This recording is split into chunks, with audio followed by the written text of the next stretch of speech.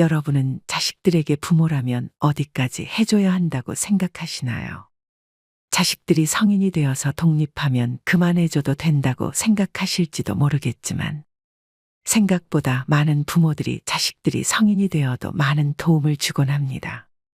심지어 결혼할 때도 결혼 자금을 보태주기 위해 따로 돈을 모아두는 분들도 계시죠.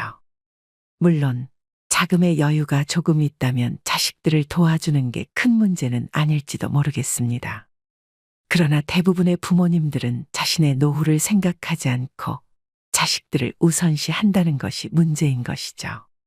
그래도 다행인 건 최근에 많은 부모님들이 자식들보다 자신의 노후를 챙기려고 노력한다는 것입니다. 자식들은 어느 정도 돈이 없어도 살아갈 수 있는 반면 부모들은 나이가 들어서 돈을 벌 수단도 없다는 것을 점점 인식하고 있는 것이죠. 게다가 예전과 달리 자식들이 부모들의 노후를 책임져 주지 않는 시대가 되기도 했습니다. 자식은 자식대로 살고 부모는 부모대로 사는 게 이제는 당연한 시대가 된 것이죠.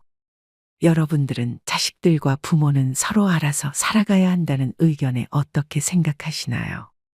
오늘 사연을 보내주신 70대 김씨 할머니는 독립한 자식이 집에 찾아와도 반갑지 않았다고 합니다. 어떤 사연이 있었던 걸까요? 김 씨는 젊은 시절 남편을 잃고 홀로 아들 진석을 키웠습니다. 가난했던 당시 김 씨는 낮에는 공장에서 일하고 밤에는 집안일을 했습니다. 힘든 시간이었지만 김 씨는 아들을 위해 희생을 아끼지 않았죠. 아들이 초등학교 고학년이 되었을 때 김 씨는 더 많은 돈을 벌어야 하는 절박한 상황에 놓였습니다. 아들이 자라면서 필요한 것들이 많아졌고 학교에서도 추가적인 비용이 발생했기 때문이죠. 하지만 김 씨가 다니던 공장의 임금은 변함이 없었고 생활은 여전히 팍팍했습니다. 김 씨는 공장에서의 근무 시간이 끝난 후 집으로 돌아와 피곤해 지친 몸을 이끌고 주저앉았습니다. 그 순간 그녀의 어머니가 문득 떠올랐습니다. 어머니는 지방에서 조용히 살고 계셨고 아들을 맡길 수 있는 유일한 사람이었습니다. 김 씨는 어머니에게 전화를 걸어 어렵게 입을 열었습니다. 진석이를 잠시만 맡아줄 수 있을까요? 제가 요즘 돈 때문에 많이 힘들어서요. 어머니는 잠시 침묵하셨다가 이해한다는 듯한 목소리로 알겠다며 답하셨습니다. 김 씨는 어머니의 동의를 받자마자 진석에게 이 사실을 알렸습니다. 진석은 당황한 표정으로 어머니를 바라보았습니다. 엄마, 왜 내가 할머니랑 살아야 해? 나 여기서 친구들도 많고 학교도 다니고 있는데.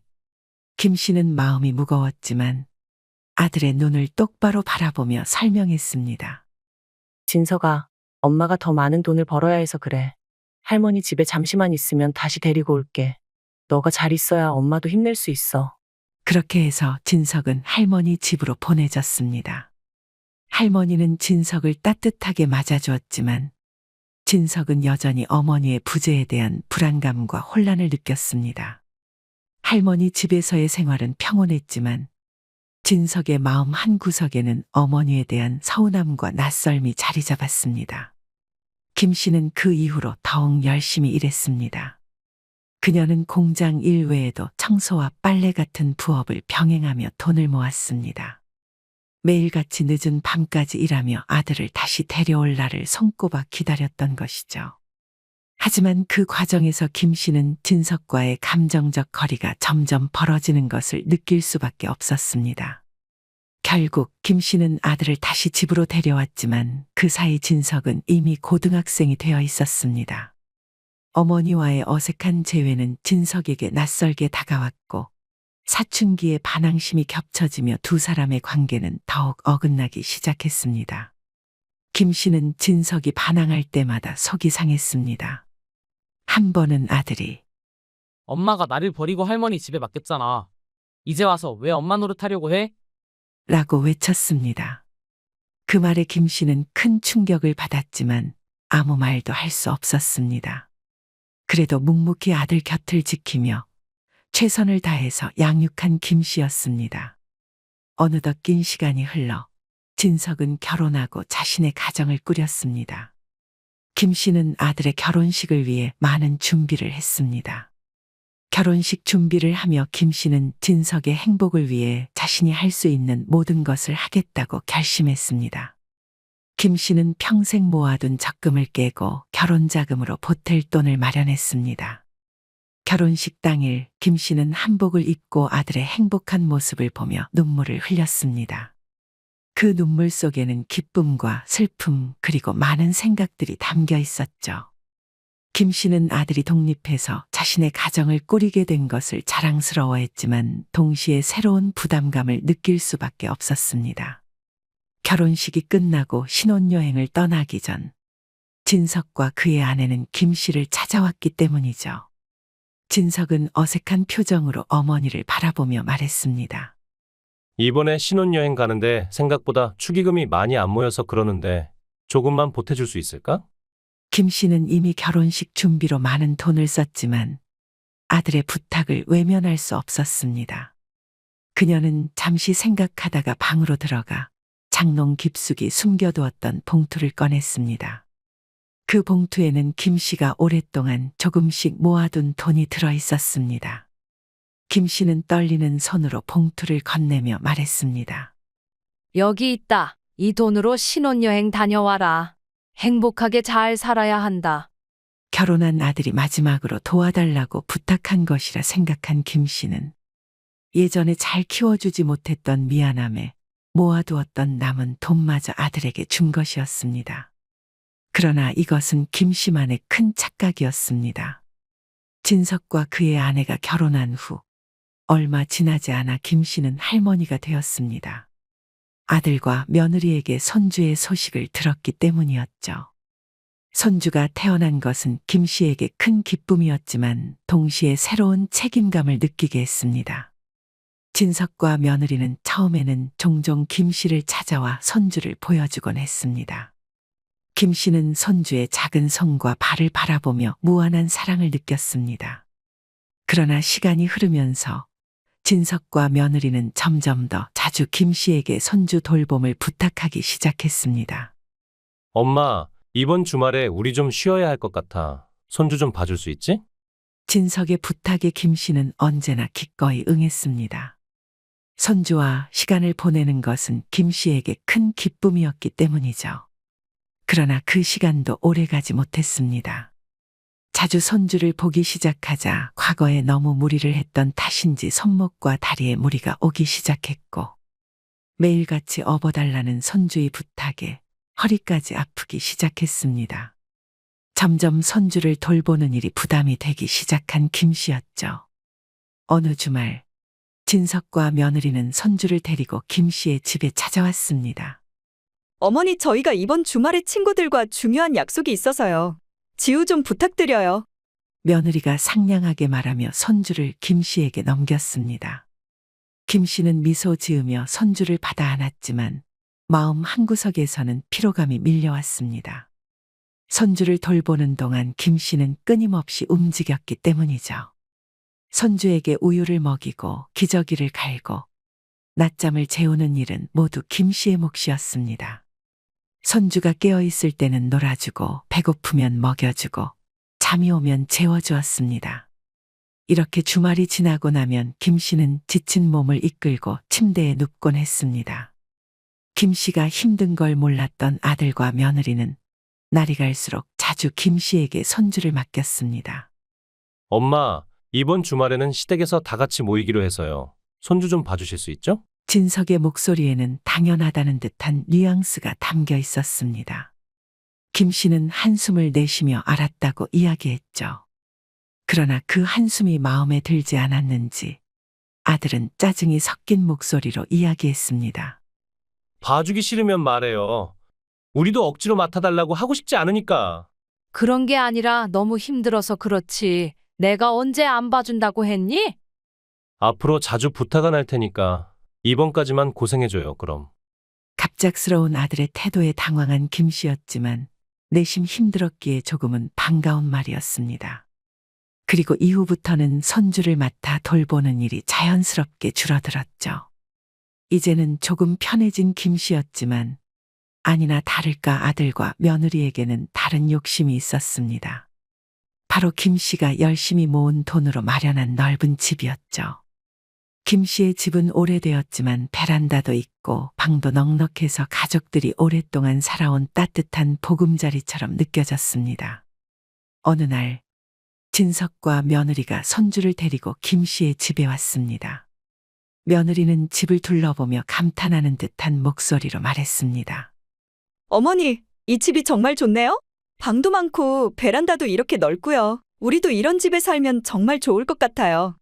김 씨는 며느리의 칭찬에 미소 지으며 대답했습니다.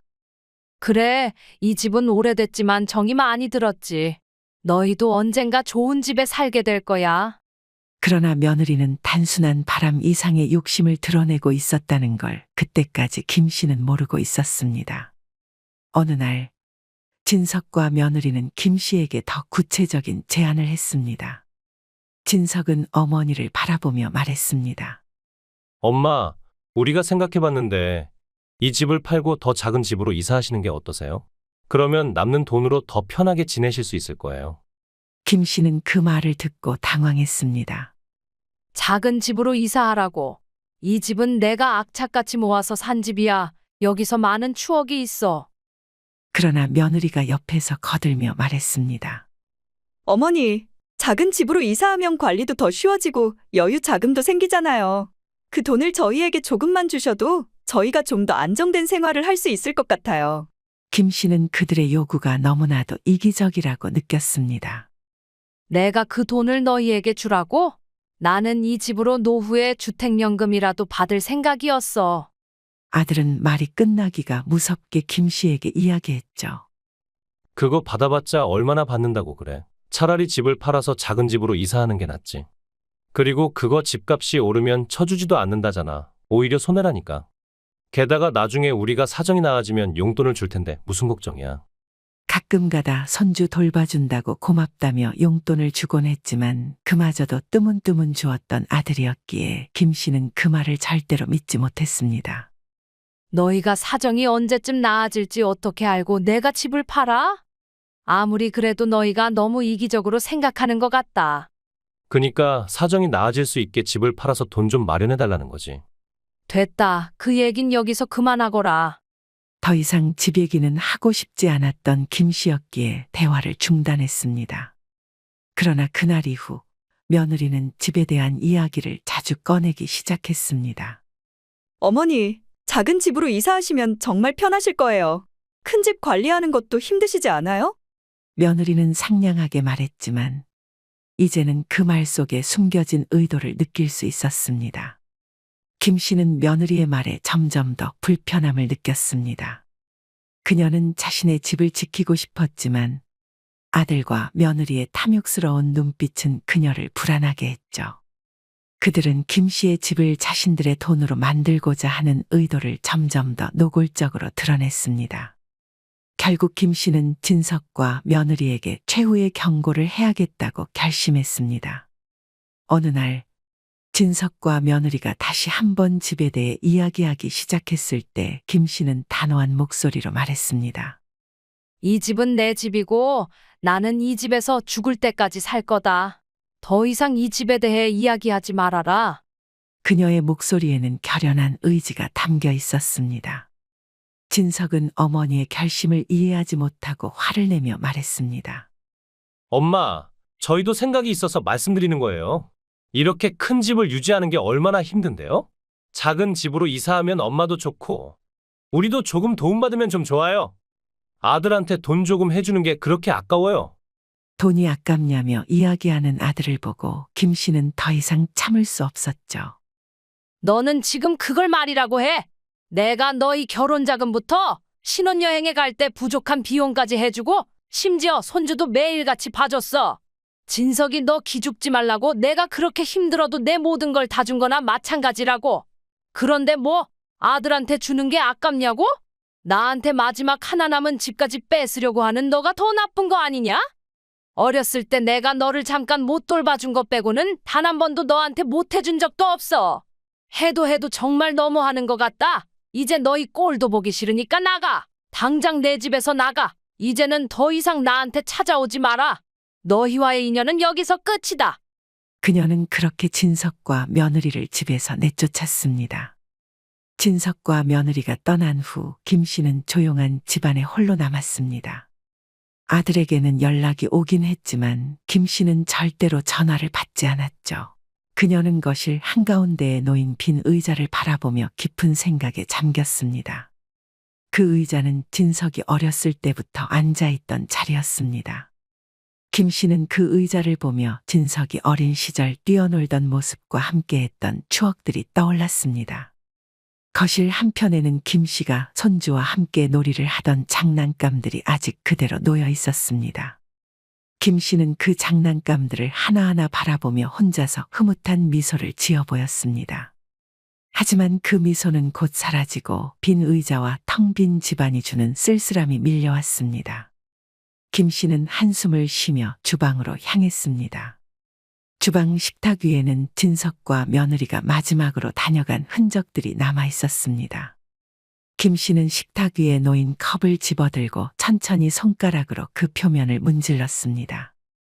그 순간 눈물이 그녀의 눈가에 고였습니다.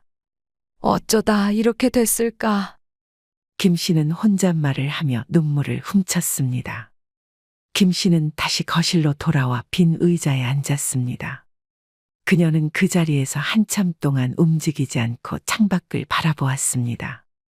창밖에서는 여전히 빗방울이 떨어지고 있었지만 김 씨의 마음속에는 어느새 햇살이 비치기 시작했습니다. 그녀는 비록 혼자 남았지만 자신만의 삶을 살아가기로 결심한 것이었죠. 이제 더 이상 아들과 며느리의 요구에 시달리지 않고 자신의 행복을 찾아 나갈 시간이었습니다. 김 씨는 천천히 자리에서 일어나 집안을 정리하기 시작했습니다. 손주의 장난감과 진석의 물건들을 정리하며 그녀는 비로소 마음의 정리를 해나갔습니다. 김 씨는 거실 한편에 있던 작은 화초에 물을 주며 혼잣말로 중얼거렸습니다. 이제부터는 진짜 남처럼 살 거야. 나 혼자 잘 살 거라고. 김 씨는 비록 아들과 며느리와의 인연이 끊어졌지만 그로 인해 더 이상 흔들리지 않는 강한 결심을 할 수 있었습니다. 그녀는 자신만의 삶을 새롭게 시작하기로 했습니다. 홀로 서기를 통해 새로운 삶을 살아갈 힘을 얻었고 자신만의 행복을 찾아 나갈 용기를 가지고 있었습니다. 오늘의 사연은 여기까지입니다. 여러분들은 김 씨의 사연을 듣고 어떤 생각이 드시나요? 김 씨 할머니는 아들에게 모든 걸 다 해주었는데도 불구하고 당연하게 생각하며 더욱더 요구하는 아들에게 지쳐 결국 인연을 끊었습니다. 자식들은 부모의 사랑을 받다 보면 어쩔 수 없이 당연하게 여기는 경우가 많은 것 같습니다. 부모라면 부모 노릇을 해야 한다며 생각하는 것이죠. 물론 부모님의 헌신이 감사해서 효를 다하는 자식들도 있기 마련입니다. 그러나 우리 사회가 발전할수록 그런 자식들이 점점 줄어들고 있는 것도 현실인 것 같습니다. 돈은 많이 쓴다고 좋은 게 아니고 현명하게 소비해야 좋다는 이야기가 있습니다. 아무리 베푼다고 할지라도 필요한 상황일 때 베풀어야 감사함이 더 커진다는 것이죠. 예를 들어 한겨울에 돈을 소비해서 사람들에게 팥빙수를 사준다고 할지라도 팥빙수를 얻어먹는 사람은 크게 고마워하지 않을 것입니다. 그러나 아주 더운 여름날 팥빙수를 사주면 굉장히 고마운 느낌을 받겠죠. 자식들에게 현명하게 도움을 주는 것도 비슷할 것이라 생각합니다. 자식들이 정말 힘들고 필요로 할 때 도움을 조금 주는 것이 더 많은 감사함을 받을 수 있는 것이죠. 물론 자식들에게 무언가를 바라고 도와주는 부모들은 많이 없을 것입니다. 내 자식이라는 단 하나의 이유만 가지고 도와주는 것이 바로 부모라는 것이죠. 그럼에도 불구하고 자식들보다 여러분들의 생활을 조금이나마 더 아꼈으면 바라는 마음에서 이러한 이야기를 전달해 드렸습니다. 오늘의 이야기가 여러분들의 노후에 조금이라도 도움이 되길 바랍니다. 인생의 소리꽃은 여기서 마무리하도록 하겠습니다. 오랜 시간 시청해 주셔서 감사합니다. 행복하세요.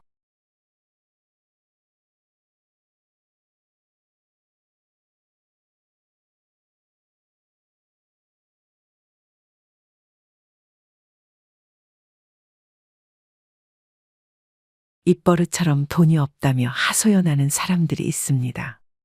여러분들은 주변에 그런 사람들이 있으신가요? 최근에 아는 지인이 친구와 손절하게 된 사건이 있었는데 그 친구도 돈이 없다는 말을 입에 달고 살았다고 합니다. 그래서 만날 때마다 식사를 대접하곤 했는데 식사 이후에 카페에 가서도 멀찍이 떨어져서 서 있었다고 하더군요. 여러 번 사주다가 지쳐서 너도 좀 사야 하지 않겠냐고 이야기했더니 여전히 그 친구는 돈이 없어서 힘들다며 이야기했다고 합니다. 만날 때마다 밥을 사주었던 지인은 친구에게 밥 한 번 사라고 했다가 죄인이 된 것만 같은 기분이 들었다고 하죠. 시간이 지나서 그 친구의 이야기를 듣게 되었는데 38평짜리 아파트를 대출도 하지 않은 채 구입했다고 합니다. 지인은 그 사건 이후로 그 친구와 두 번 다시 만나지 않는다고 하더군요. 여러분들은 이 이야기를 들으면서 어떤 생각이 들으셨나요? 친구가 어려우면 밥 사는 게 그렇게 어렵냐며 이야기하는 분도 있으실 거라 생각합니다. 물론 내가 여유가 되면 친구한테 밥을 사주는 것이 큰 돈도 아니기에 어려운 것은 아닐지도 모르죠. 그러나 사람이라면 받은 게 있을 때 돌려줘야 하는 것이 맞습니다. 그게 사람 간의 예의일 뿐만 아니라 기본적인 도리인 것이죠. 돈이 없다며 계속 얻어먹기만 하는 사람들은 가난한 게 아니라 인색한 경우가 더 많습니다. 그래서 나이가 들수록 돈을 안 쓰는 사람을 멀리해야만 하는 것입니다. 만약 내가 무언가 베풀어야만 만날 수 있는 친구가 있다면 내가 궁핍해졌을 땐 만나지 못하게 될 것입니다. 그게 과연 진정한 친구라고 이야기할 수 있을까요? 이것 이외에도 우리는 살아가면서 반드시 멀리해야만 하는 사람들이 있기 마련입니다. 그래서 오늘은 반드시 멀리해야 하는 사람들의 특징에 대해서 이야기해 보려고 합니다. 오늘 이야기를 끝까지 들으시게 된다면 주변에 좋은 사람만 남겨둘 수 있을 거라 생각합니다. 지금부터 말씀드리는 4가지 말투를 사용하는 사람이 주변에 있다면 반드시 멀리하시길 바랍니다. 첫 번째로 나는 원래 이런 사람이야 라는 말을 하는 사람입니다. 항상 나는 원래 이렇다며 이야기하는 사람이 있습니다. 이런 사람들은 절대로 자신이 잘못된 행동을 하더라도 원래 이런 사람이라며 바꾸려고 하지 않죠. 최근에 아는 지인의 아들이 직장을 다니다 이직을 하게 되었는데 적성에도 맞고 회사가 너무 자기와 잘 맞는다며 이야기했었다고 합니다. 그런데도 불구하고 상사 한 명 때문에 이직을 하게 된 것이었죠. 그 상사는 언제나 사람을 비하하는 말투를 사용했다고 합니다. 예를 들어 땡땡 씨는 왜 그렇게 살이 잘 찌는 거야? 얼굴이 무슨 보름달처럼 생겼네? 너는 살 좀 빼야겠다. 이런 이야기들을 서스럼없이 했다고 합니다. 그래서 참다 못한 직장 동료가 비하하는 말투에 대해 지적했는데 자신은 원래 솔직한 사람이라며 원래 이런 사람이니까 이해하라고 이야기했다더군요. 절대 변하지 않을 사람이라고 생각하여 자기가 피할 수밖에 없었다고 합니다. 여러분들은 원래 이런 사람이라는 말에 대해 어떻게 생각하시나요? 그런 사람들은 어떻게든 자기 포장을 하곤 하지만 사회에서는 그런 사람들을 보고 고집불통이라고 이야기합니다.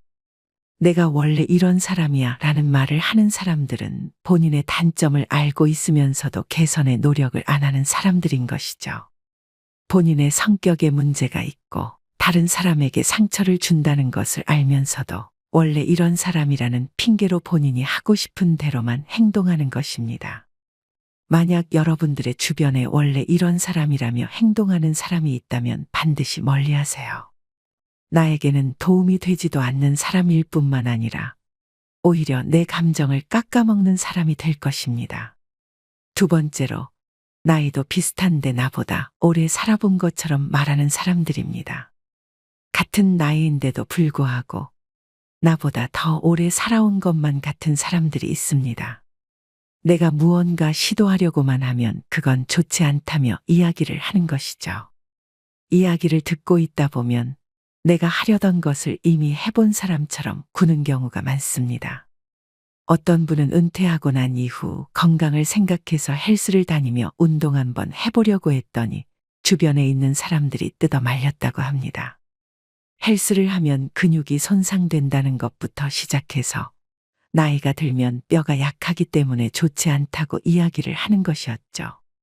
공원을 걷는 것이 최고라며 헬스는 끊어놓기만 하고 다니지 않는다고 조언했다고 합니다.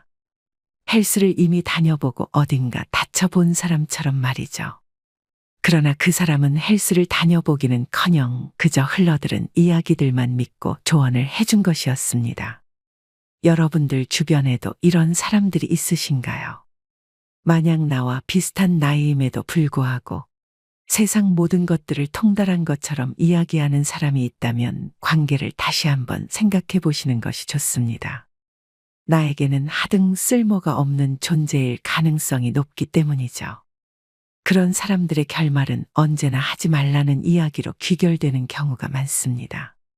나에게 진짜 도움이 되는 사람들은 해보지도 않은 것으로 충고나 조언을 하지 않습니다.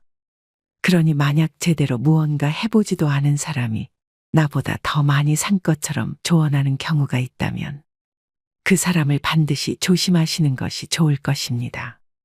세 번째로 몰라서 그랬어라며 말하는 사람들입니다. 세상에는 모르면 다 용서된다고 착각하는 사람들이 있습니다. 나도 그렇게 될 줄은 몰랐어. 모르고 그런 건데 화를 낼 것까지는 없잖아와 같은 말을 들으면 여러분들은 어떤 생각이 들으시나요? 이런 이야기를 듣는 당사자는 오히려 속 좁은 사람이 된 것처럼 느껴지기도 합니다. 사람이 몰라서 그랬다고 하는데 그것 가지고 뭐라 할 수는 없으니까요. 그런데 대부분 몰라서 그랬다는 사람들을 보면 진짜로 몰라서 행동한 것이 아닐 가능성이 높습니다. 오히려 책임감이 없는 사람들이 대부분이죠. 누군가에게 조언을 하거나 충고를 할 때에는 내가 그 사람의 인생에 관여한다고 생각해야 합니다. 내 말 한마디가 그 사람의 행동을 변화시킬 수도 있기 때문이죠. 그러나 조언한 대로 안 되었을 때 나도 그렇게 될 줄 몰랐다며 이야기하곤 합니다. 말 한마디면 내가 잘못 이야기한 것이 정리되는 것이죠. 물론 진짜로 몰라서 그랬다거나 사람이라면 실수를 할 수도 있는 법입니다. 그럴 때는 너그러운 마음으로 이해를 하고 용서를 해주는 것도 하나의 방법이 될 수도 있죠. 그러나 몰라서 그랬어라는 말을 습관적으로 하는 사람들은 자신의 실수나 행동을 인정하고 개선하려는 노력보다는 단순히 몰랐다는 이유로 넘어가려 합니다. 반복적인 실수를 정당화하는 구실로 사용하는 것이죠. 그러니 주변에 만약 몰라서 그랬다며 자주 상황을 회피하는 사람이 있다면 성숙하지 못한 사람일 수 있으니 멀리하는 것이 좋을 것입니다. 네 번째로 그냥 내 생각을 말한 것뿐이라며 이야기하는 사람들입니다. 항상 상대방의 의견에 토를 달면서 내 생각일 뿐이라며 이야기하는 사람들이 있습니다. 자신의 의견을 이야기했을 뿐인데 뭐가 문제냐며 이야기하는 것이죠. 이런 사람들은 자신이 생각한 이야기는 반드시 입에서 뱉어내야 한다는 특징이 있습니다. 이런 사람들은 상대방의 감정이나 생각을 존중하지 않습니다. 그들은 자신의 의견을 표현하는 것이 중요하다고 생각하며 타인의 감정은 가볍게 여기기도 하죠. 누군가와 이야기할 때 우리는 언제나 배려라는 것을 가지고 있어야 합니다. 그런데 내 생각을 말한 것뿐이라며 습관처럼 이런 말투를 가지고 있는 사람들은 배려라는 것을 생각하지 않는 경우가 많죠. 자기중심적인 사고를 가지고 있는 경우에 이런 말투를 사용하는 것입니다. 제 주변에는 주식으로 돈을 잘 벌고 있는 지인이 있습니다. 그 지인이 말하길 주식을 시작한다고 했을 때 주변 사람들이 부정적인 의견을 많이 이야기했다고 하더군요. 물론 주식이 위험한 것도 맞고 부정적인 의견이 많은 것도 사실입니다. 그러나 내 생각을 말한 것뿐이라며 자신의 입장을 표현하기만 하고 책임을 회피하는 사람들이 더 많았다고 합니다. 내 생각에는 그건 좋은 생각이 아닌 것 같아. 너 그러다가 파산할 텐데 그냥 내 생각일 뿐이야와 같은 말투를 사용했다고 합니다. 부정적인 시각을 가지고 이야기하고는 싶은데 책임은 지고 싶지 않으니 그렇게 이야기하는 것이겠죠. 자신의 의견에 책임을 지기는 싫지만 어떻게든 이야기하려는 사람들은 주변에 있어봤자 도움이 안 될 뿐입니다. 만약 주변에 이러한 말투를 습관적으로 사용하는 사람이 있다면 주의하시는 것이 좋을 것입니다. 가까이 하면 안 되는 사람들은 말투 이외에도 그러한 사람들만의 특징이 있습니다. 지금부터는 가까이 두면 안 되는 사람들의 특징 3가지에 대해 이야기해 보겠습니다. 첫 번째로, 내 말을 수시로 끊는 사람들입니다. 생각보다 우리 주변에는 자신의 이야기를 하고자 내 말을 끊는 사람이 많습니다. 내가 이야기를 하고 있는데 갑자기 자신이 할 말이 있다며 내 이야기를 끊고 자신의 이야기를 하는 것이죠.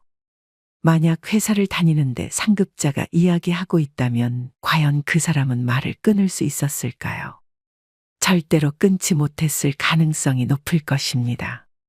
도대체 왜 그렇게 내가 이야기할 때는 끊고 자신의 이야기를 하는 것일까요?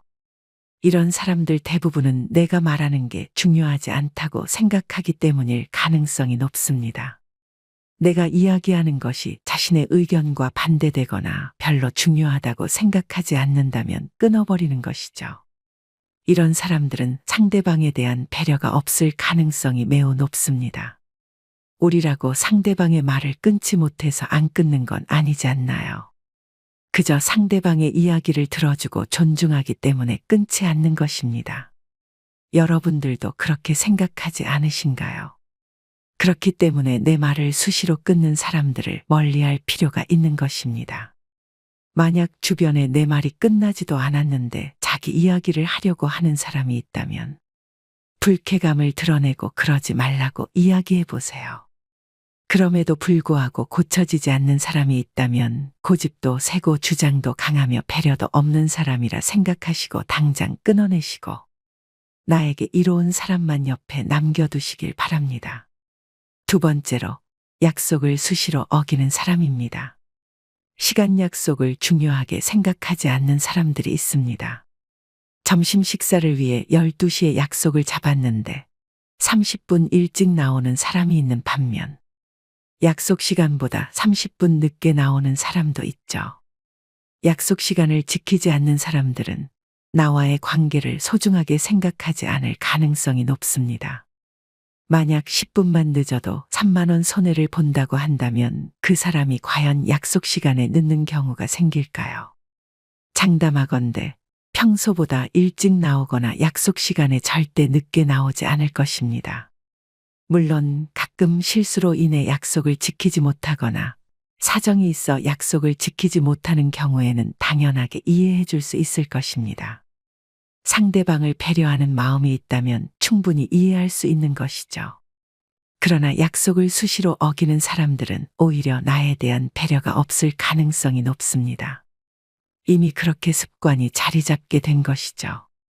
여러분들 주변에는 약속을 수시로 어기는 사람이 있으신가요? 만약 그런 사람들이 주변에 있다고 했을 때 내가 스트레스 받지 않는다면 상관없을지도 모르겠습니다. 그러나 확실한 것은 나와의 약속을 중요하게 생각하지 않거나 내가 기다리는 것에 대해서 미안한 마음이 전혀 없는 사람일 가능성이 높다는 것입니다. 만약 약속을 수시로 어기는 사람이 소중하지 않은 사람이라면 한 번쯤 관계에 대해서 깊게 고민해 보시길 바랍니다. 세 번째로, 언제나 충고나 조언을 하는 사람입니다. 자신이 무엇이라도 되는 것처럼 언제나 습관처럼 충고나 조언을 스스럼 없이 하는 사람이 있습니다. 사람들이 말을 할 때면 조언이랍시고 부정적인 이야기들을 늘어놓곤 하죠. 이와 관련하여 60대 김 씨라는 남성분도 최근까지 알고 지냈던 친구를 손절했다고 합니다. 사연을 읽어드리겠습니다. 김 씨는 30년 넘도록 회사를 다니다가 정년이 되어 은퇴를 하게 되었습니다. 많은 사람들의 축하를 받긴 했지만 한편으로는 불안한 마음이 들 수밖에 없었죠. 오랫동안 회사를 다니며 열심히 모은 자금이 있었지만 앞으로 들어올 돈이 없었기에 막막했던 것입니다. 그런 김 씨에게는 오랜 회사 동료였던 박 씨라는 친구가 있었습니다. 2년 정도 선배이긴 했지만 같은 날에 은퇴를 하게 된 사람이었고 회사에서도 인정받은 사람이었죠. 김 씨는 그런 박 씨가 은퇴를 한 이후에 어떻게 살아가나 문득 궁금해졌습니다. 궁금했던 김 씨는 박 씨에게 곧장 전화를 걸어 어떻게 살고 있나 물어봤죠. 어차피 한 번 살다가는 인생 끙끙 앓아봤자 뭐 하겠어? 그냥 지금을 즐기고 있지 뭐. 김 씨가 생각했던 것과 달리 박 씨는 별다른 생각을 하지 않고 있었습니다. 그래도 나중에 돈이 다 떨어지면 어떻게 하려고 그래? 그때는 자식들한테 용돈이라도 받던가 연금 받으면서 살면 되지 뭘 그래. 김 씨도 회사 다니면서 못 해봤던 여행도 좀 가고 맛있는 것도 사 먹고 좀 그래. 박 씨는 김 씨에게 자신의 삶을 즐기라며 이야기해 주었죠. 그러나 김 씨는 박 씨가 그렇게 이야기하더라도 불안한 것은 어쩔 수 없었습니다. 그래서 김 씨는 당장의 경비일이라도 알아봐야겠다 싶어 이것저것 알아볼 수밖에 없었습니다. 그러다 특정 자격증이 재취업에 도움이 된다는 것을 알고 학원에 등록해서 공부를 하기 시작했죠. 그런 김 씨를 보고 박 씨는 혀를 차며 이야기했습니다. 아니 이 사람아, 나이가 들어서까지 공부하면 뭐 할 거야? 좀 즐기라니까 그러네.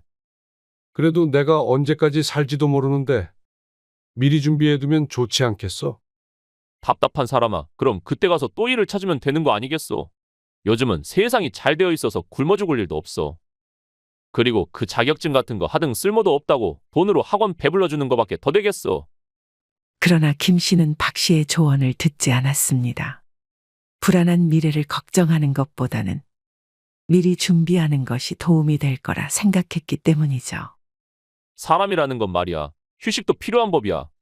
그럼에도 불구하고 쉬는 것을 포기하며 열심히 공부한 김 씨는 전기 관련 자격증을 취득할 수 있었죠.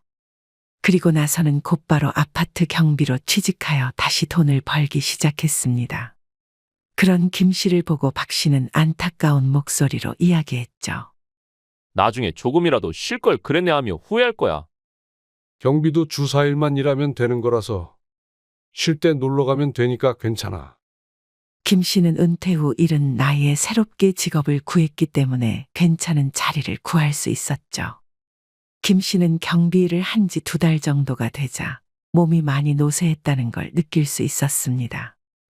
회사를 다닐 땐 앉아서 일했던 것과 달리 매일 순찰을 돌아야 했기 때문이죠. 건강을 생각한 김 씨는 헬스에 등록하려고 마음먹었습니다. 그러자 박 씨는 이를 제지하며 다음과 같이 이야기했죠. 아니 이 나이 먹고 무슨 헬스야? 어차피 다닌다고 등록했다가 얼마 다니지도 못한다니까. 걷는 것보다 근육을 조금이라도 키우는 게 노후에 도움이 된다고 하더라고. 누가 그래? 나이 먹으면 근육이 무슨 소용이야. 그냥 걷기만 해도 효과가 좋다니까. 매일같이 김 씨의 행동에 조언을 하는 박 씨에게 더 이상 참을 수 없어 이야기했습니다. 그냥 내가 하고 싶다는데 왜 자꾸 말리는 거야? 다 너 잘 되라고 하는 말이야. 왜 그렇게 신경질적이야? 내가 조언을 해달라고 한 적도 없는데 하도 오지랖을 부리니까 그렇지. 참다 못한 김 씨는 박 씨에게 한마디 했습니다. 그냥 내가 알아서 할 테니까 신경 꺼. 이후로 김 씨는 박 씨와 더 이상 이야기하지 않기로 마음먹었습니다. 연을 끊기로 마음먹은 것이죠. 나중에 시간이 지나서 옛 동료들에게 듣게 되었는데 박 씨도 돈이 다 떨어지자 자격증을 준비했다고 합니다. 여러분들은 이 사연에 대해서 어떻게 생각하시나요? 박 씨는 김 씨에게 진짜 진심 어린 걱정으로 조언을 한 것일까요? 그저 자신과는 반대되는 일을 하는 김 씨가 마음에 들지 않았던 것은 아닐까요? 만약 박 씨가 조언했던 대로 김 씨가 살았다고 하더라도 잘못되었을 경우에는 책임져 주지 않았을 것입니다. 조언이라는 것은 누군가의 인생에 내가 관여한다는 것이나 마찬가지니까요. 책임을 질 수 있는 이야기를 하는 것이 진정한 조언일 것이며 책임감이 없는 조언은 오지랖이 될 뿐입니다. 오늘은 반드시 멀리해야 하는 사람들의 특징들에 대해서 살펴보았습니다. 여러분들은 어떤 사람들을 멀리해야 한다고 생각하시나요? 오늘의 이야기가 여러분들의 인생에 조금이나마 도움이 되었으면 좋겠습니다. 앞으로도 유익한 내용을 가지고 찾아뵙겠습니다. 지금까지 오랜 시간 시청해 주셔서 감사합니다. 인생의 소리꽃이었습니다. 행복하세요.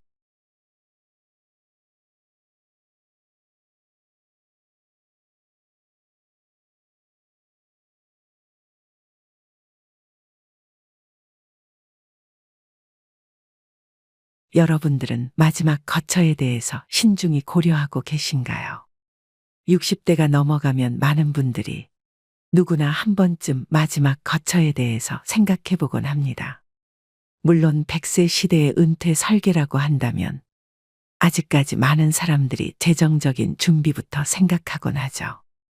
그러나 마지막 거처에 대해서 생각하는 것은 재정적인 문제와 동급으로 생각할 만큼 중요한 부분입니다. 평균 수명이 길어지면서 살아가야 할 날들이 아직 많이 남았기 때문이죠. 그런데 많은 사람들에게 설문조사를 해보면 대다수의 나이 든 분들은 살던 집에서 늙어가기를 희망하고 있었습니다. 현재 집에서 계속 살고 싶다고 이야기하는 것이죠. 아마 이 이야기를 들으신 대부분의 시니어분들도 계속 살던 집에서 살고 싶다고 생각하실 겁니다. 오래 살아서 익숙해진 동네에서 벗어나는 건 원치 않기 때문이죠. 그럼에도 불구하고 매체나 언론에서 나오는 실버타운을 보면 한 번쯤 살아보고 싶다고 생각이 들기도 합니다. 꿈만 같은 오아시스처럼 느껴지도록 나오기 때문이죠. 그러나 최근 들어서 실버타운에 대해서 별로 좋지 않은 생각을 가지는 분들도 많아지고 있다고 합니다. 그래서 오늘은 요즘 많은 분들이 실버타운을 찾지 않는 이유에 대해서 이야기해 보려고 합니다. 오늘 이야기 끝까지 들으시고 현명한 노후 생활을 보내는데 도움이 되시길 바랍니다. 많은 언론에서 말하길 우리나라 국민의 은퇴 후 노후 생활비로 1인당 최소 250만 원 정도가 필요하다고 합니다. 적정 생활비까지 얘기하면 약 370만 원까지도 이야기하는 경우가 있죠. 고급 실버타운의 경우 대략적으로 월 300만 원이 필요하다는 것을 감안해 보았을 때 노후 생활비와 비슷하기에 적절하다고 생각하는 사람이 있을지도 모르겠습니다. 실제로 노년기를 겪어보지 않은 젊은 세대들이 기사만 보고 이러한 생각을 가지는 것이죠. 여기 60대 후반이신 임순자 씨는 딸의 권유로 실버타운에 입주하게 되었습니다. 딸은 어머니가 더 안전하고 편리하게 지낼 수 있을 것이라 믿었기 때문에 권유를 한 것이었죠. 남편과 일찍 사별한 임 씨는 딸이 독립하자 혼자서 지낼 수밖에 없었고 최근에 알아놓은 적이 있었기에 딸은 혼자 사는 어머니가 걱정되었던 것이었습니다. 실버타운에 가면 더 편하고 친구들도 많이 사귈 수 있대요. 그리고 아플 때도 거기서 다 간호해준다고 하니까 저도 안심할 수 있고요. 게다가 생활비도 생각해보면 그렇게 나쁘지 않을지도 몰라요. 딸의 설득은 논리적이었고 어머니의 안락한 노후를 진심으로 바라는 마음이 담겨 있었습니다. 임 씨는 실버타운에 한 번쯤 살아보고 싶었던 마음도 있었기에 딸의 권유를 결국 승낙했죠. 그래, 실버타운이 요양원과 다르다고는 하더라. 나도 한 번쯤 들어가 보고 싶었어. 내가 부족한 돈은 조금씩 지원해 줄 테니까 집 정리하고 보증금만 마련해요. 그렇게 임 씨는 원래 살고 있던 집을 처분하고 보증금을 마련하여 실버타운에 입주하기로 마음먹었습니다. 실버타운에 처음 입주한 임 씨는 깔끔하고 현대적인 시설에 감탄했습니다. 로비는 밝고 환한 색감으로 꾸며져 있었고 각 층마다 취미시설을 즐길 수 있는 장소도 가득했습니다. 직원들은 친절하게 그녀를 맞이하며 입주를 환영했습니다. 임 씨의 방은 아늑하고 편안하게 꾸며져 있었습니다. 큰 창문으로 햇빛이 들어오고 가구들도 새로운 것이었습니다. 그녀는 다른 입주민들과의 대화를 통해 새로운 친구들을 사귈 수 있을 것이라는 기대에 부풀었습니다. 실버타운의 직원들은 각종 프로그램과 시설을 소개하며 입주민들이 어떻게 생활할 수 있는지 설명해 주기도 했죠. 다음 날 아침, 임 씨는 실버타운의 아침 운동 프로그램에 참여했습니다. 새롭게 알게 된 이웃들과 함께 가벼운 스트레칭과 산책을 즐기며 기분 좋은 하루를 시작했죠. 아침마다 이렇게 운동 프로그램도 있고 좋네요. 옆에 있던 사람에게 말을 건 임 씨였습니다. 그렇죠, 뭐. 친해지려고 말을 걸었을 뿐인데 돌아오는 대답은 쌀쌀맞기만 했습니다. 이렇게 좋은 곳에서 기분이 안 좋은 일이 있었나 싶은 임 씨였죠. 첫 며칠 동안은 새로운 환경에 적응하느라 바빴지만 점차 사람들의 행동과 분위기가 눈에 들어오기 시작했습니다. 아침 운동 프로그램에 참여할 때마다 임 씨는 같은 그룹의 사람들끼리만 어울리는 모습을 목격했습니다. 안녕하세요. 오늘은 날씨가 참 좋네요. 뭐 하다가 여기에 들어오셨어요? 저요? 일하다가 은퇴하고 딸의 권유로 들어왔죠. 그니까 무슨 일을 하셨었냐고요. 얘기하지 않아도 알 것 같긴 하지만요. 그게 무슨 소리세요? 아무것도 아니에요. 운동 재밌게 하세요. 임 씨는 친해지기 위해 말을 붙이려고 했지만 갑자기 예전 직업을 묻는 이야기에 당황했습니다. 심지어 물어본 것에 대해 이야기하려고 했지만 그 전에 말을 끊어버리는 사람들이었죠. 시간이 지나면서 임 씨는 점점 실버타운의 현실을 깨닫기 시작했습니다. 어느 날 임 씨는 점심 식사 시간에 옆 테이블에서 들리는 이야기를 우연히 듣게 되었습니다. 글쎄, 아무리 밥을 먹으러 온다고 해도 그렇지. 집에서 입던 옷을 그대로 입고 오는 건 좀 그렇지 않아? 그러니까 말이야. 사람들도 많은데 부끄럽지도 않은가 봐. 집에서 편하게 입던 옷을 입고 식사를 하러 온 임 씨는 그들의 이야기가 꼭 자신의 얘기를 하는 것만 같았죠. 심지어 어느 순간부터 그들은 영어로 대화를 하기 시작했습니다. 꼭 영어를 잘한다고 뽐내고 싶어 하는 것만 같았죠. 근처에 있는 사람들은 별다른 신경을 쓰는 것 같지 않았지만 들어온 지 얼마 안 된 임 씨는 신경이 쓰일 수밖에 없었습니다. 식사를 마치고 방으로 돌아가던 길에 어떤 분이 갑작스럽게 말을 걸었습니다. 저기요. 여기 들어오신 지 얼마 안 됐죠? 여기는 이미 친해진 사람들끼리 어울리고 그래요. 예전에 뭐 했는지 물어보기도 하고 그러다 자신들과 비슷한 일을 한 사람이면 무리에 껴주기도 하고요. 그쪽도 같은 계열에서 일한 사람을 찾는 게 무리를 찾기 편할 거예요. 무리를 지어다닌다는 이야기를 듣고 어이가 없었던 임 씨였습니다. 여기가 학교도 아니고 그저 살아가는 곳일 뿐인데 굳이 그런 무리는 필요 없을 거라 생각했던 임 씨였죠. 또 다른 날, 임 씨는 취미 활동을 위해 미술 교실에 갔습니다. 그러나 그곳에서도 그룹 간의 경계가 느껴졌습니다. 사람은 없으나 필통 같은 것이 놓여 있는 곳을 보며 임 씨는 이야기했습니다. 저기요, 이 자리에 혹시 누가 있나요? 임 씨가 묻자 돌아온 건 차가운 대답뿐이었습니다. 여기 정해진 사람들이 있어요. 다른 자리를 찾으세요. 그녀는 그들의 배타적인 태도에 당황스러울 수밖에 없었습니다. 그저 취미 생활을 즐기기 위해 참여하려 했던 곳인데 거기서도 무리에 껴있지 않으면 즐길 수조차 없었죠. 임 씨는 실버타운에서의 생활이 점점 불편해졌지만 악착같이 버티다 보면 자신과 맞는 사람을 찾을 것이라 생각했습니다. 딸이 좋은 곳이라 이야기하기도 했고 보증금을 돌려받기엔 이미 너무 늦었기 때문이었죠. 그렇게 몇 개월이 흐르자 임 씨는 다행히 친한 친구를 몇 명 만들 수는 있었지만 여전히 배타적인 사람들의 태도에 피곤함을 느끼고 있었습니다. 영어를 배우기 위해 참여한 프로그램에서 사람들은 영어 실력을 뽐내곤 했습니다. 그러면서 자기들끼리 영어로 대화하며 이야기하곤 했죠. 이제 막 배우기 시작한 임 씨는 별다른 이야기들을 하지 못했습니다.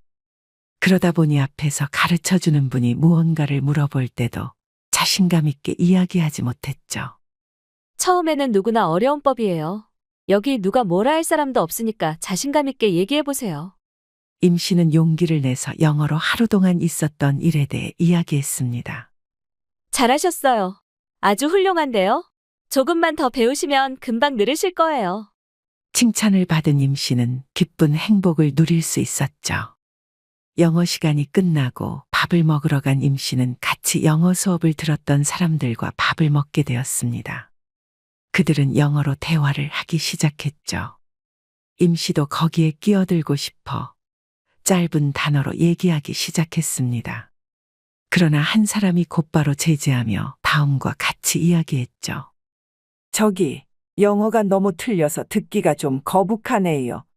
조금 더 배워서 얘기하시는 게 좋지 않을까요? 말하는 사람의 입장은 이해하겠는데 듣는 사람도 생각해 주세요.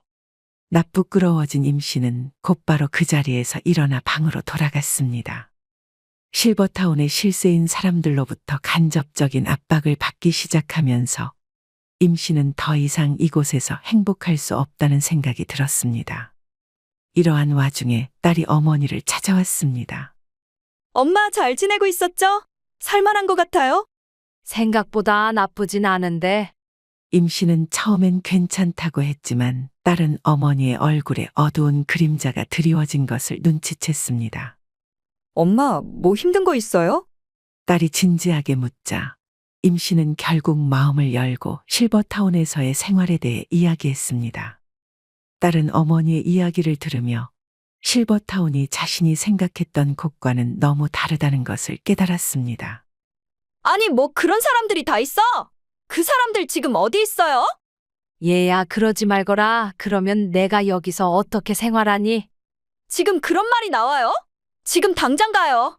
그 사람들한테 가서 내가 한마디 할 테니까. 딸은 어머니를 이끌고 그 사람들이 이야기하고 있는 곳에 찾아갔습니다. 저기요, 그쪽들이 그렇게 잘나셨어요? 갑자기 무슨 무례야? 어디서 배우지도 못한 것이 어른한테 대들어. 배우지도 못했다고요? 배운 사람들이 그딴 생활이나 하고 있어요? 여기 와서도 쪽팔리지도 않아요? 딸은 어머니를 생각하며 폭발하기 시작했습니다. 너 그게 어른한테 무슨 말버릇이야? 그 엄마의 그 자식이구만. 사람들 배척하고 잘났다고 떠들어 제끼면서 그렇게 살면 좋아요? 사회에서 얼마나 잘났으면 그렇게 사람들을 무시하면서 살아요? 그리고 처음 만난 사람한테 바로 존대도 안 하는 거 보면 딱 어떻게 살아왔는지 알겠네요. 앞으로 2번 다시 볼 일 없으니까 한 번만 얘기할게요. 사람 편가르고 우월한 척하고 그렇게 살아봤자 주변에 아무도 안 남을 거예요. 그렇게 평생 사세요. 딸은 그렇게 모든 이야기들을 속 시원하게 한 뒤 어머니에게 실버타운에서 나가자고 제안했습니다. 엄마, 집 구해질 때까지 우리 집에서 잠깐 살고 우리 집 근처에서 살아요. 여기 중간에 나가면 위약금이 있어. 그 정도는 신경 쓰지 마요. 여기에 단 하루도 엄마 살게 하고 싶지 않으니까. 그렇게 딸은 임 씨를 데리고 실버타운을 떠나게 되었습니다. 임 씨와 딸은 실버타운을 떠난 후 딸의 근처에 새로운 집을 구했습니다. 딸은 어머니가 더 편안하고 행복하게 지낼 수 있도록 정성을 다해 집을 꾸몄습니다. 새 집은 작은 베란다도 있는 아담한 아파트로 임 씨가 가꾸고 싶어 하던 화분도 키울 수 있었습니다. 처음에는 적응하기가 쉽지 않았습니다. 오랜 시간 동안 살았던 집과 실버타운을 떠나 새로운 곳에서 시작하는 것은 어려운 일이었죠. 그녀는 집안일을 하며 처음에는 어색하고 불편함을 느꼈습니다. 실버타운에서는 모든 것이 자동화되고 편리하게 제공되었지만 이제는 스스로 해결해야 할 일이 많았습니다. 그러나 시간이 지나면서 언제 그랬냐는 듯 임 씨는 새로운 일상에 익숙해지기 시작했습니다. 매일 아침 꽃을 가꾸는 일은 그녀에게 큰 기쁨을 주기도 했고 오히려 스스로 움직이며 밥도 해먹고 빨래도 하니 삶을 살아가는 것만 같았습니다. 주변에는 실버타운에서 제공하던 것들과 다를 바 없는 시설들이 있었습니다. 동네에는 다양한 취미 생활을 즐길 수 있는 문화센터가 있었고 가까운 거리에 공원이 있어 산책을 하기에도 좋았습니다. 임 씨는 매일 아침 일찍 일어나 공원에서 가벼운 운동을 하고 문화센터에서 열리는 요가 수업에도 참석했습니다. 문화센터에서 새로운 사람들과 인사를 나누며 임 씨는 서서히 새로운 친구들을 사귀게 되었습니다. 그녀는 요가 수업에서 만난 친구들과 함께 커피를 마시며 이야기를 나누는 시간을 즐겼습니다.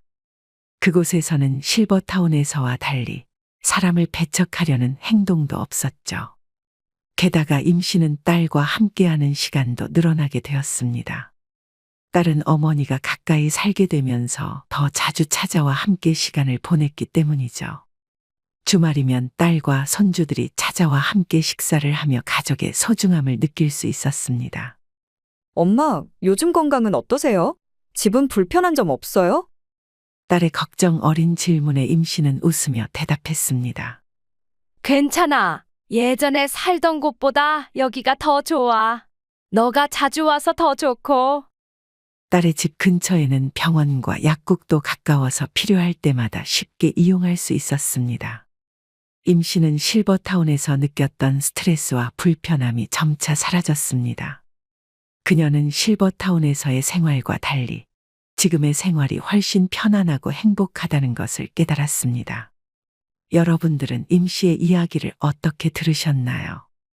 사연에 대해 잘 전달하고자 어느 정도 각색한 부분들이 있어 과장된 부분들도 있겠지만 실버타운의 현실에 대해 이야기들을 들어보면 자식 자랑뿐만 아니라 과거에 자신들이 했던 것들에 대한 자랑들을 끊임없이 한다고 합니다. 심지어 어린아이가 된 것처럼 사람들의 급을 나누고 편을 가르기도 한다고 하죠. 물론 모든 실버타운이 이처럼 안 좋은 것만은 아닐 것입니다. 실제로 훌륭하신 분들이 많이 거주하고 계시는 실버타운도 있을 것이고 프로그램도 잘 형성되어 있어 잘 고르기만 한다면 쾌적한 환경으로 지낼 수 있을지도 모릅니다. 그러나 많은 분들이 통계적으로도 원래 살던 집에서 살고 싶어 한다는 것을 보면 원래 살아가는 곳이 노후에 거주하기 가장 좋은 곳이라는 것은 부정할 수 없는 사실일 것입니다. 게다가 우리가 살아가는 곳 주변에는 실버타운에서 제공되는 것들이 대부분 존재하기도 합니다. 월 300만 원 이상, 심지어 비싼 곳은 500만 원 이상을 내며 거주해야 하는데 그 정도의 돈이면 우리가 사는 곳 근처에서도 충분히 취미 생활을 즐길 수 있을 것입니다. 영어만 하더라도 노인분들을 위한 영어 교실도 있죠. 게다가 복지회관에 가면 다양한 문화 프로그램들도 있기까지 합니다. 실버타운에서 초호화 음식들이 즐비해 있어 부러울지도 모르겠지만 거기에 들어가는 비용을 생각하면 밖에서 외식만 해도 충분히 그 이상의 음식들도 먹어볼 수 있을 것입니다. 실제로 65세 이상 시니어분들에게 여전히 건강하다면 어느 곳에서 살겠냐는 설문조사에서 83% 이상이 현재 살고 있는 집에서 계속 사신다는 답변을 하기도 했죠. 거동이 불편하게 되었다고 하더라도 55% 이상이 돌봄 서비스를 받으면서 현재 살고 있는 집에서 계속 살고 싶다고 답했습니다. 우리가 여생을 보낼 마지막 거처로 최고의 장소는 비싼 실버타운이 아닌 우리 동네, 우리 집이라는 것이죠. 예전에 일본 언론에서 뜨거운 화제가 되었던 77세 남성의 실버타운 이야기를 알고 계신가요? 그분은 집사람과 사이가 안 좋았던 터라 노후에 돌봐줄 사람이 없을 거라 여겨 실버타운을 선택했다고 합니다. 처음에는 천국과 같았다고 이야기했지만 유명 셰프가 만든 삼시세끼는 질리기 시작했고 끝없는 전직 자랑, 재산 자랑, 자식 자랑에 스트레스만 쌓였다고 합니다. 심지어 감옥살이와 같았던 실버타운에 질려 2년 만에 퇴소를 했다고 하죠. 나이가 들면 남녀노소가 모여있는 주거 환경에서 지내는 것이 훨씬 좋다는 것을 뒤늦게 깨달았다고 합니다. 내 집에서 내 마음대로 사는 게 최고라는 것이죠. 여러분들은 이러한 의견에 대해 어떻게 생각하시나요? 우리나라뿐만 아니라 고령자가 많기로 유명한 일본조차도 실버타운에 대한 인식은 별로 좋지 않습니다. 미국에서도 실버타운에 사는 사람들이 치매에 빨리 걸린다는 이야기가 있을 정도이니까요. 물론 정확한 정보는 아닐지도 모르겠지만 실버타운에서 일어나는 일들을 보면 불가능한 것도 아닐 거라 생각합니다. 사람이 스트레스를 받으면 빨리 병들기 마련이니까요. 고령 인구가 점점 늘어가고 있는 추세인데 비해 마땅한 대책이 없는 현실이 슬프기도 합니다. 하루빨리 좋은 정책이 나와서 모든 사람들이 노후에 괜찮은 생활을 보낼 수 있는 날이 오기를 희망합니다. 여러분의 남은 여생이 행복으로 가득 차길 기원하겠습니다. 오랜 시간 시청해 주셔서 감사합니다. 지금까지 인생의 소리꽃이었습니다. 행복하세요.